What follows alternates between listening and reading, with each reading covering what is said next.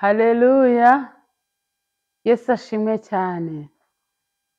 Dushimye Imana nanone kongera kugaruka imbere y'izi kamera tubwiriza ubutumwa bwiza, tubwira abantu bose badukurikirana ku Bavunyi Official ubutumwa bwiza mu ijambo ry'Imana. Imana ibahe umugisha rero, tubanje kubaramutsa aho muherereye hose hirya no hino ku isi mu bihugu bitandukanye. Turabaramukije, Yesu wacu nashimwe cyane. Mumeze mute aho muherereye hose? Uwiteka akomeze kubishimira. Turanezerewe rero n'ubundi ko twongeye kuza ngo tuganire ijambo ry'Imana, kandi ni ukuri Imana ishimwe cyane kuko yatugiriye neza ikaduhamagara ikaduha agakiza. Ni ukuri Yesu yarakoze, nahabwe icyubahiro. Nawe aho uri uzirikanye neza Yesu yagize ku buzima bwawe, akaguhamagara mu bantu benshi barimbukaga, akagutoranya aho wari uri, akagutoranya akakwiyegereza, akagukuruza umurongo we w'urukundo aho wari uzimiriye, akaguhindura umwana wiwe. Izina ry'Imana nirihabwe icyubahiro, kandi nawe umuhimbaze kuko atari bose bagira ubwo buntu. Imana yacu ni ishimwe cyane. Reka rero n'ubundi dutangire dusenga Imana, twiragiza Imana kugira ngo Imana yo mu ijuru ibane natwe muri uyu mwanya turimo wo kuganira ijambo ry'Imana. Mwami Imana yacu, Imana ikomeye cyane, Imana ifite imbaraga nyinshi n'ubutware n'ubushobozi, turagushimiye, turaguhimbaje, turakunezerewe kuko ugira neza, uri mwiza ibihe byose. Ushimwe Data, warakoze kubana natwe, warakoze kuturinda, warakoze kuturengera, warakoze kuturwanirira intambara nyinshi, izo twamenye n'izo tutamenye. Icyubahiro n'ikibi cyawe, wabikoze neza nk'Imana, ubikora nk'uko wabigambiriye. Ushyirwe hejuru Mwami. Turagushimiye rero, twebwe twese wagiriye neza. Ni ukuri wabaye mu ruhande rwacu, nyamara ibyaduhigaga byari byinshi, ariko warabiturinze Yesu. Ushyirwe hejuru. Aya masaha rero Mwami, n'ubundi tuje imbere yawe Mwami Imana yacu, tubanje gucishwa bugufi ko tuzi neza yuko nta wera nk'Uwiteka, nta n'igitare kivanze, nta n'igitare kimeze nk'Imana yacu. Niyo mpamvu tukwiringiye ngo ubwawe utweze, ngo ubwawe udutunganye, utubabarire ibyaha. Tuba twiriwe mu isi yanduye, tuba twiriwe mu bintu binyuranye. Uwiteka Imana, duhura na byinshi, Satana turasa imyambi y'uburyo bwinshi, rimwe na rimwe ikanadukomeretsa, ariko muri aka kanya Yesu ducishijwe bugufi ngo utubabarire ubwawe, utweze cyane rwose kugira ngo tubone umugisha. Amaraso yawe Yesu natubonekeho mu izina rya Yesu, kugira ngo iri jambo tujye kuganira ribe iry'umumaro kandi ribe iry'umugisha. Urakoze kubw'amaraso yawe Yesu, nuhimbazwe cyane. Nuko rero utugirire neza muri uyu mwanya tugiye kwinjiramo. Ijambo ryawe rwose riduhindure, ijambo ryawe rwose rihindure benshi kuba abakiranutsi, ijambo ryawe rikomeze benshi, ryigize imbere benshi mu mbaraga z'umwuka wera. Twebwe twese tubonera umugisha imbere yawe kuko uri Imana yumva gusenga. Urakarama mukunzi mwiza, urakarama byiringiro bitadukoza isoni. Niwemere kubana natwe muri uyu mwanya, kandi uduhane umugisha n'abera bose. Icyubahiro kibe cy'Imana. Amen. Turanezerewe cyane rero, kandi ni ukuri tunejejwe n'Imana idahwema kutugirira neza uko bwije n'uko bukeye. Yesu ashimwe rero bavandimwe. Reka tuganire ijambo ry'Imana. Insanganyamatsiko cyangwa se umutwe nahaye ijambo ry'Imana ry'uyu munsi uravuga ngo nubwo nta murwaza ufite, ariko guma ku kidendezi, Yesu azahagusanga kandi azakugirira neza. Imana yacu ni ishimwe cyane, kandi Imana ntihabwe icyubahiro. Munyemere rero dusome ijambo ry'Imana. Turarisanga mu butumwa bwiza bwanditswe na Yohana, ibice byaho ni 5. Turasoma duhereye ku murongo waho wa mbere. Ubutumwa bwiza bwanditswe na Yohana, ibice byaho 5, duhereye ku murongo wa mbere. Umutwe w'amagambo uravuga ngo Yesu akiza umuntu umaze imyaka 38 amugaye. hanyuma y'ibyo haba iminsi mikuru y'abayuda. Nuko Yesu ajya i Yerusalemu, kandi i Yerusalemu bugufi bw'irembo ry'intama hariho ikidendezi mu ruheburayo cyitwaga Betisayida, cyariho amabaraza 5. Muri ayo mabaraza hari abarwayi benshi, barimo impumyi n'ibirema n'abanyunyutse. Bari bategereje ko amazi yihinduriza, kuko rimwe na rimwe marayika yamanukaga akajya muri icyo kidendezi agahinduriza amazi. Nuko umuntu wabanzaga kujyamo amazi yihindurije niwe wakiraga indwara ye iyo ari yo yose. Hariho umuntu wari ufite indwara ayimaranye imyaka 38. Yesu amubonye aryamye, amenya yuko amaze igihe kirekire arwaye, aramubaza ati, mbese urashaka gukira? Umurwayi aramusubiza ati, databuja, simfite umuntu njugunya mu kidendezi iyo amazi yihindurije nkiza undi antanga kumanukamo. Yesu aramubwira ati, byuka wikorere uburiri bwawe ugende. Muri ako kanya uwo muntu arakira, yikorera uburiri bwe aragenda. Imana yacu ni ishimwe cyane. Haleluya! Imana ishimwe kubwira ijambo ryiza. Twavuze ngo insanganyamatsiko cyangwa se umutwe w'iki cyigisho cyacu uravuga ngo guma ku kidendezi. Nubwo nta murwaza ufite, Yesu azahagusanga kandi azakugirira neza. Haleluya! Iki kidendezi rero cyari kiri ngo cyitwaga Betisayida. Ngo icyo kidendezi kandi ngo cyari gifite amabaraza 5 akijyamo.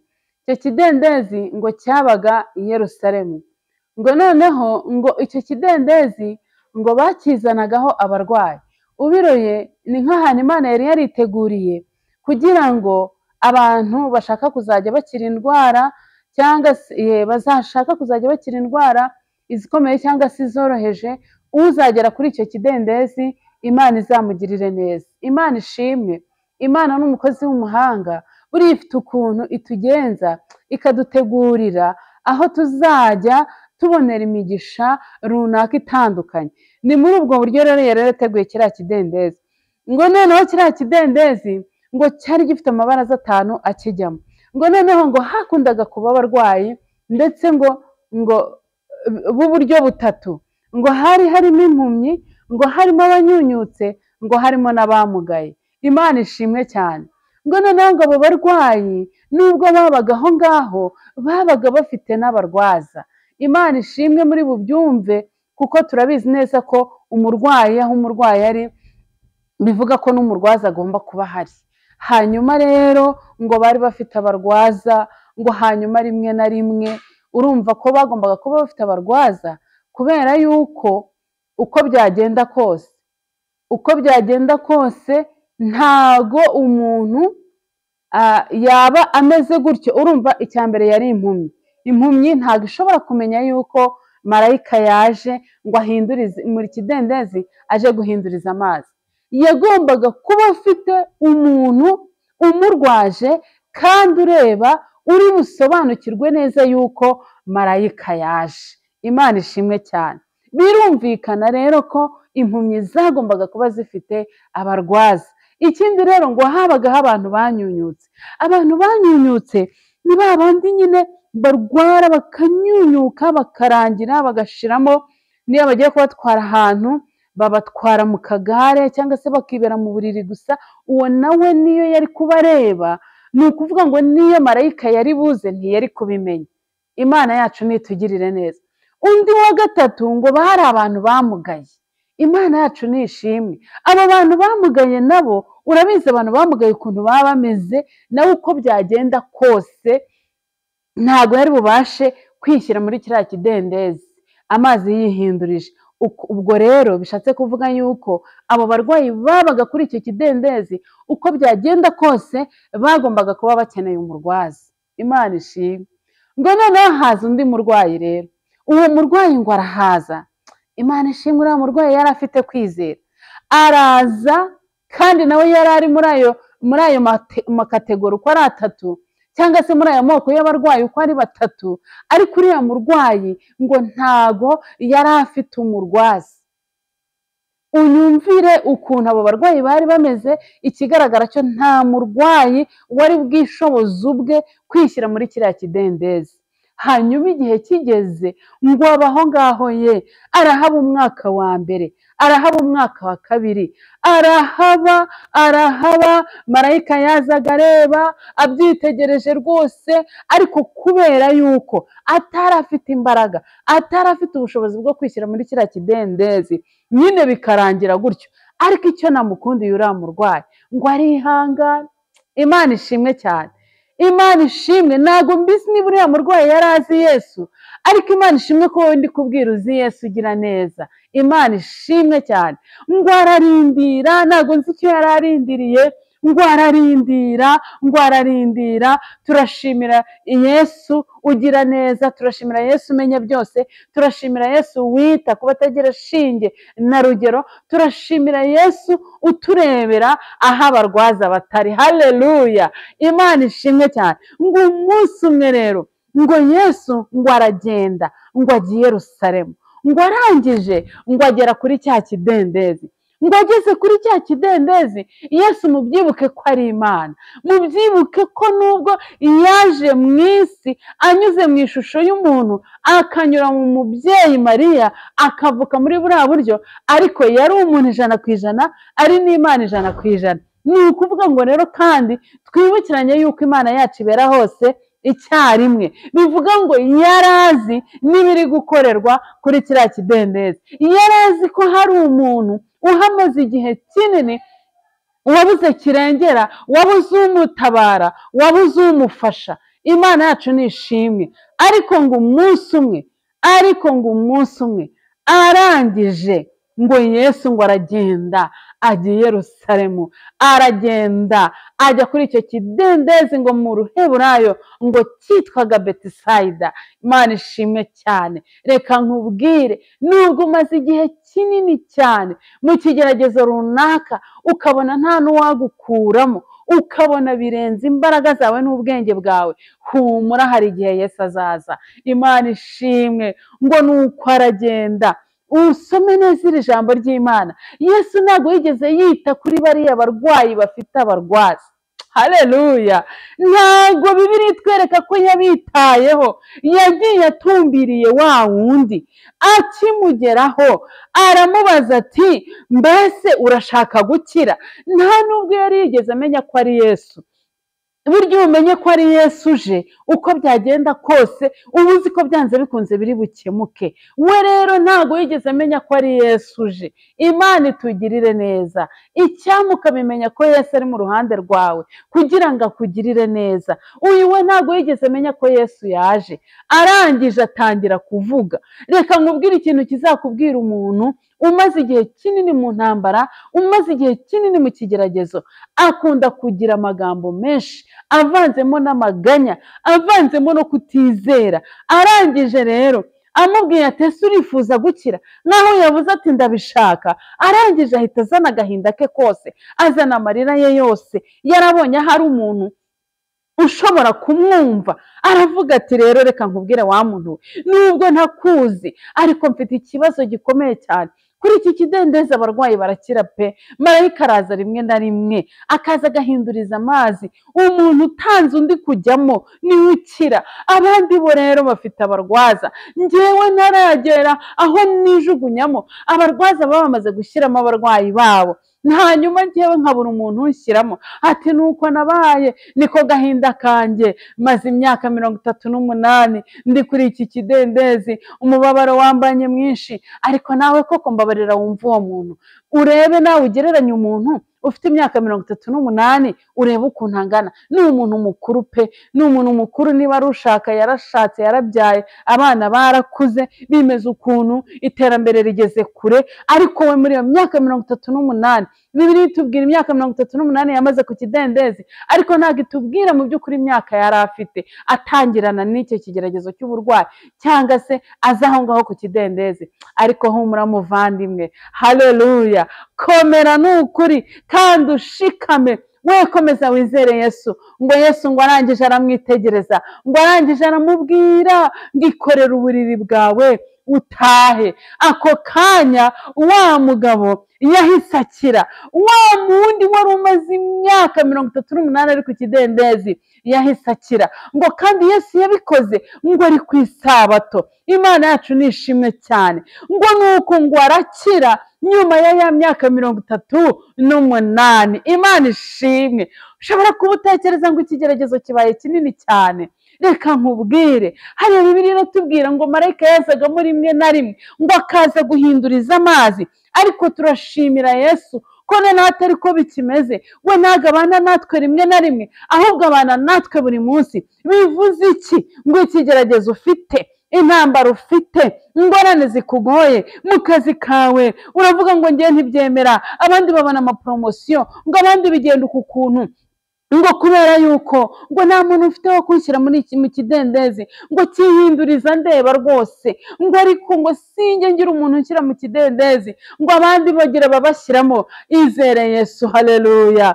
Izere Yesu, mu gihe gikwiriye azaza. Kandi Yesu we yaje ntago aza nka marayika. Abakize ku bwa marayika bagombaga guca mu kidendezi, amazi akabanza akabishyiraho bagataha bakamera ukuntu. Ariko Yesu we yaraje. Ijambo ry'Imana rirambwira ngo aravuga bikaba, yategeka bigakomera. Ntago agombera gukora ibintu byinshi, ntago agombera gukora manevre. Yaraje aramubwira tumva nkubwire, ikorera uburiri bwawe utahe. Noneho ngo biramutungura, kuko yibwiraga yuko umuntu wese ukize agomba kubanza guca muri icyo kidendezi. Ariko Yesu aza mu yindi sura. Ndakwinginga mwene data kugira ngo ukomeze umwizere, naho byanuka gute, naho ibibazo byawe byaba bikomeye gute, mu gihe gikwiriye azaza, kandi naza azabikora neza. Imana ishimwe, agufiteho umugambi mwiza. Uravuga ngo rega ngo ubuse ngo iki kidendezi ngo igihe nkimazeho. Oya, reka nkubwire, umukristo wese agomba guca kuri kiriya kidendezi kugira ngo tuzabone Yesu. Nukuri urimo uravuga ngo none se ngo abandi ngo ko byagenze uku nguku, abandi ni abandi. Ariko humura, Yesu wacu nawe ntazadutererana, ntago azadusiga, ntago azaduhana. Muririmbyi ijambo ry'Imana ryarambwiye ngo ni ukuri ngo araduhetse, ngo imvi zizarinda ziba uruyenzi akiduhetse. Ikindi kandi birashoboka rwose ko abantu bakwibagirwa bitewe n'impamvu zinyuranye. Bashobora kukwibagirwa bitewe n'uko nyine nta murwaza ufite ku kidendezi uriho, bakakwibagirwa, bakajya bagera ku bandi bakabona amapromosiyo, bakagera ku bandi bakabona ibiza byinshi bitandukanye, ukabona rwose bimeze ukuntu. Ariko humura, haleluya. Humumva icyo ijambo ry'Imana rivuga. Riravuga ngo mbese umubyeyi ngo yakwibagirwa umwana yonsa, ngo ntababarire uwo yibyariye, ngo bo babasha kwibagirwa, ngo ariko njyewe Uwiteka ntago nzakwibagirwa. Imana yacu ishimwe cyane. Nagira ngo nongere nkubwire ngo izere Yesu Kristo, umwizere rwose nk'umwami ufite imbaraga. Ndabwira wowe wakijijwe, wowe umuzi, ni umunyembaraga, aracyakora. Umva uko ijambo ryambwiye mu Baheburayo, rirambwira ngo Yesu Kristo ngo uko yari ejo, ngo n'uyu munsi niko ari, kandi niko azahora iteka ryose. Yesu Kristo uko yakoraga na n'uyu munsi aracyakora. Uko yakizaga abarwayi, birashoboka ko ikigeragezo waba ufite ari icy'uburwayi. Uko yakizaga abarwayi na n'uyu munsi aracyakiza. Imana yacu ishimwe. Uko yarengeraga abantu na n'uyu munsi aracyabarengera. Uko yagiriraga neza imfubyi akababarira abapfakazi na n'uyu munsi aracyabikora, kuko niwe wirahiriye avuga neza yuko ari umugabo w'abapfakazi akaba se w'imfubyi. Na n'uyu munsi isezerano rye ryo kugirirwa neza ntabwo ararireka ku bantu be. Yesu tumwizere, dukomeze tumugirire icyizere. Arashoboye, nta kintu na kimwe kimunanira, kandi yaje akora ibyananiye abamarayika. Imana ishimwe cyane, akora ibyananiye abantu. Imana ishimwe, Imana ishimwe, Imana ihabwa icyubahiro. Iyaje aza nk'umunyembaraga, kandi kubera ko wazi byose akora byose. Imana yacu nishimwe cyane. kandi Imana ihabwa icyubahiro. Birashoboka ko uruhijwe n'intambara ukavuga ngo mu kazi kanjye ko bitagenda, ese ko abandi dukorana, ese ko abandi duturanye bigenda, byagenze gute? Rindira Yesu. Niba uriya murwayi yaramurindiriye iriya myaka yose kandi ataranamuzi, kandi wowe ukaba warakijijwe, ukaba uzi Yesu Kristo n'imirimo ye no kugira neza kwe kwinshi, murindire n'ukuri, azaza ntazatinda. Imana yacu nishimwe. Ngo ubwo ugiye kuvuga ngo azaza ntazatinda gute? Se simaze imyaka myinshi? Oya da, azaza ntazatinda. Kuri we nta gutinda guhari, kuko uwo ubwe aba azi ibyo ari bukore kandi aba afite ibyo ari gutunganya kugira ngo ibyo akugambiriyeho bizakugereho neza. Bibiliya irambwira ngo mumenye yuko ku Mana imyaka 1000 ni nk'umunsi umwe, ngo kandi ngo n'umunsi umwe ni nk'imyaka 1000. Wowe birashoboka kuri kumara imibare y'abantu mu myaka ukayibara mu mibare y'abantu, ariko Imana nayo ifite ukuntu iri kubara, kandi ibyo iri kubara nibyo byiza. Imana yacu nishimwe cyane, kandi Imana ntihabwa icyubahiro. Mwene data yikorera uburiri bwaragenda, anezererwa Imana ishobora byose. Abantu bose bamubonye baratangara, baravuga ngo nk'uyu mutindi twari tuzi ko azapfira kuri kiriya kidendezi, twari tuzi ko ibyo birangiye, none ubu ngubu bigenze gute? Ko tubona none hameze neza cyane, nta n'umurwaza bari kumwe, yikoreye uburiri bwaragiye, yazengurutse imidugudu yose ashima Imana. Humura n'ukuri, intambara urimo ntabwo uzazipfiramo. Niba warizeye Yesu Kristo n'ukuri, afite uko azabigenza, ntawe amenya uko abigenza, afite inzira nyinshi zirenze 1000. Imana yacu nishimwe cyane, zirenga 1000 nyinshi, ntabwo twabasha kuzibara, ariko n'ukuri. Kandi muri izo nzira zose yaziremeye abakiranutsi kugira ngo ajye azicamo, aturengera atugirire neza.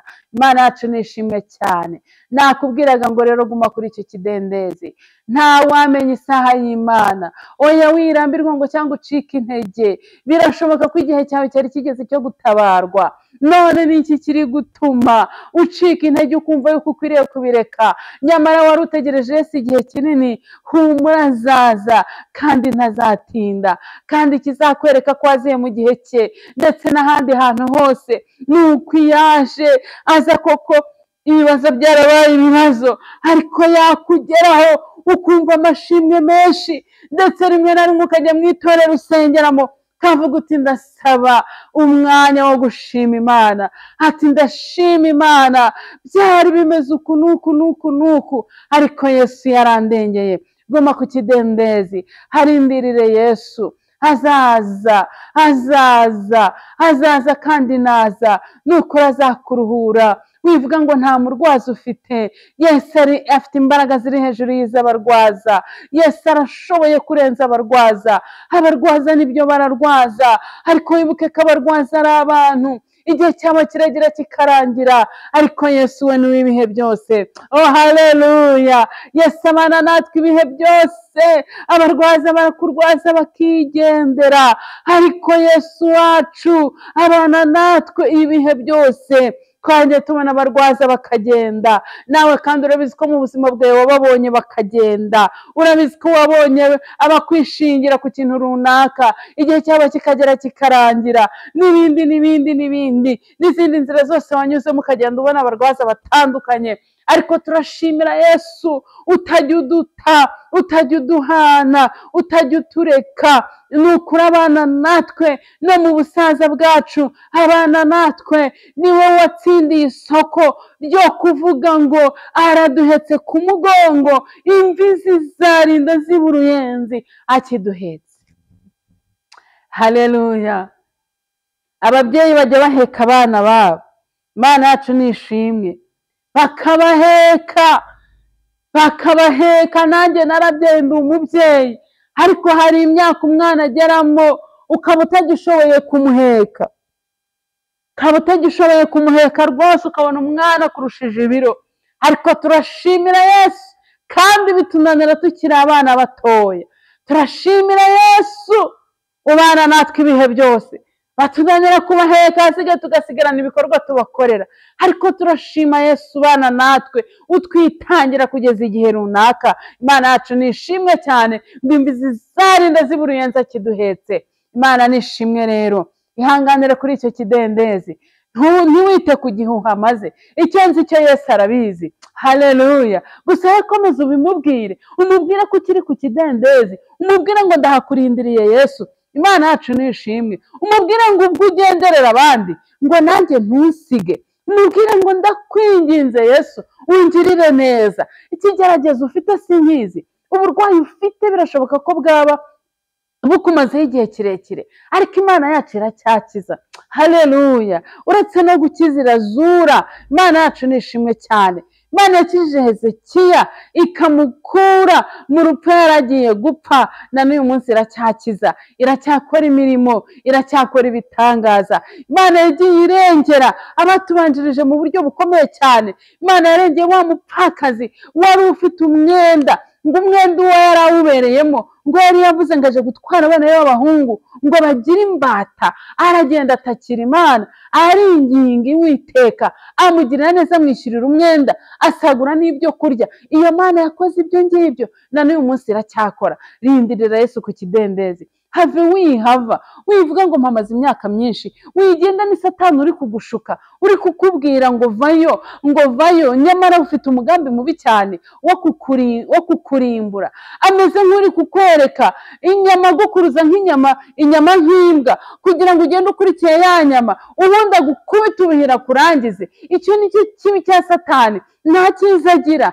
nta nshuti agira, ahubwo abashaka kubabaza abantu no kubarimbura. Imana yacu ni ishimwe cyane. Twamenye ko ku kidendezi iyo tuhagumye Uwiteka tugirira neza. Imana yacu ni ishimwe, kandi mwibuke yuko umugambi w'Imana ari mwiza ku buzima bwacu. Umugambi w'Imana ni mwiza kuri wowe, umugambi w'Imana ni mwiza kuri wowe, agufiteho umugambi mwiza. Ese ushaka kuvuga Satani akaguca intege ati barakubeshya, nta mugambi mwiza turi kubona kuri wowe. Ku Mana urahari, yawukugambiriyeho kuva kera, ku muntu wese yaremye yamugambiriyeho ibyiza. Imana yacu ni ishimwe cyane. Guma kuri icyo kidendezi, guma uharindirire Yesu. Nukuri azaza kandi naza azakora imirimo, azakora ibitangaza, naza azahindura byinshi ku buzima bwawe, naza azakugirira neza. Imana yacu ni ishimwe. Nabwiraga wowe wamaze kwakira Yesu Kristo nk'umwami n'umukiza w'ubugingo bwawe, nakubwiraga ngo wicike intege. Kristo ari muri wowe imbere, ni intwari kandi arakiza. Imana yacu ishimwe cyane. Ntucike intege, ntunanirwe, murindire mu gihe gikwiriye. Azaza ni ukuri kandi azakugirira neza. Hanyuma ndabwira nawe utaramenya Yesu ugira neza, utaramenya Yesu uruhura, twebwe dufite aho tumutegerereza ku kidendezi. Wowe nta nubwo uzi naho bibera, ntuzi naho wahera. Nagira ngo nkubwire ngo wowe ukiri mu byaha, wowe uruhijwe n'ibyaha, wowe uruhijwe n'ibyaha bitandukanye, wowe uri kwinezeza ukibwira ko ari byo byiza by'ubuzima bwawe, nagira ngo nkubwire ngo bikitwa none nawe hindukira wakira umwami Yesu akugirire neza. Imana ishimwe cyane. Ibyo navugaga bwa mbere burya byari iby'abamumenye bakamutegereza bakihanganira muri we, ariko ndagira ngo nkubwire ngo nawe isi yigushuka, Satani yigushuka, uwo mubiri wigushuka ngo uguherane ugume mu byaha. Nagiye mbona abantu benshi binezeza mu byaha bitandukanye, bakinezeza pe, bagakora ibyiza bitandukanye, bakumva nibyo byiza, bakumva ubuzima bwabo n'ubwo ngubwo, kandi bari kubikorera mu byaha. Ariko iminsi ikazaza bakazicuza, kumva aravuze ngo iyo mbimenya ngo sinkora ibyaha ibi n'ibi, ngo nanjye ubu ngubu rwose ngo iyo ntiroha ngo mu busambanyi ngo ntago mba ndwaye iyi sida, ngo nyamara numvaga ntacyo bintwaye.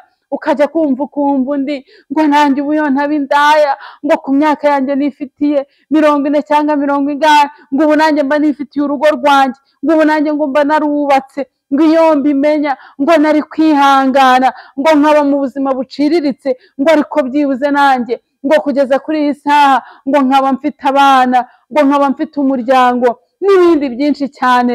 Undi ati yombi menya sinirohe muri ziriya nzoga ngo ayo nkoreye yose nyamarire mu kabari ngo wenda nanjye umva mfite iterambere ngo nk'iryo abandi bafite.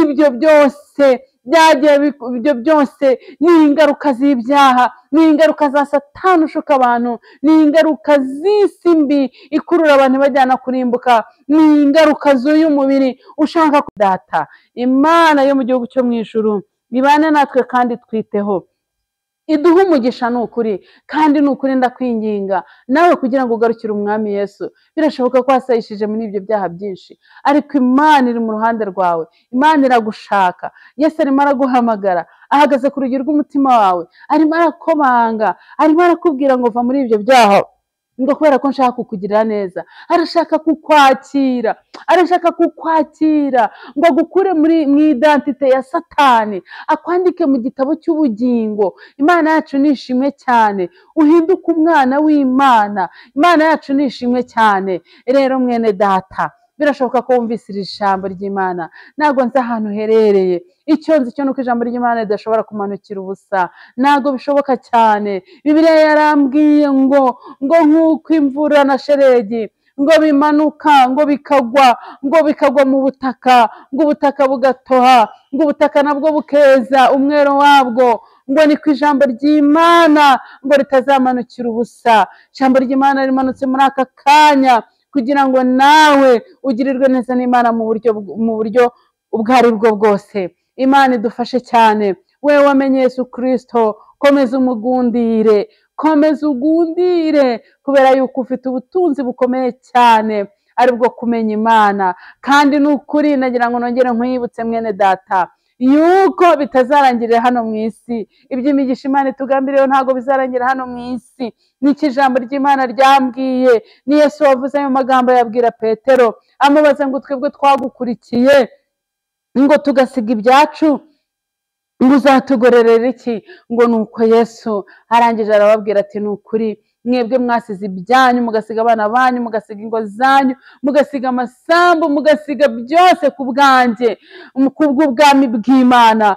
Ngo ni ukuri ngo mukiri mu isi ngo nzabakubira inshuro 100, ngo kandi ngo muzahabwa ubugingo buhoraho. Imana ishimwe cyane rero ko itubikiye ubugingo buhoraho, kandi Imana itugirire neza. Imana rero duhire, Mwuka wera w'Imana akomeze kudusura no kudusanga, kubwira ijambo ryiza ry'Imana rikomeze gushorera imizi mu mitima yacu, kandi Umwuka wera w'Imana dusobanurire byinshi. Imana yacu ni ishimwe cyane.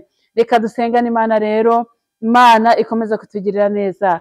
Turagushimiye nyakubahwa Imana igira neza, turakunezerewe cyane kubw'ijambo ryawe ryiza ryumvikanye mu matwi yacu. Dushimiye yuko uri Imana idutekerezaho, ukabona ibidukwiriye kandi ukabiduha. Turagushimiye ko ijambo ryawe ryongeye kudukebura, kuguma ku kidendezi tukakurindira, kuko mu gihe gikwiriye uzaza kandi uzatugirira neza, kandi nuza ntabwo uzaceceka. Izina ryawe nirihimbazwe. Nuko rero turi imbere yawe, turakwinginze kugira ngo tugirire neza.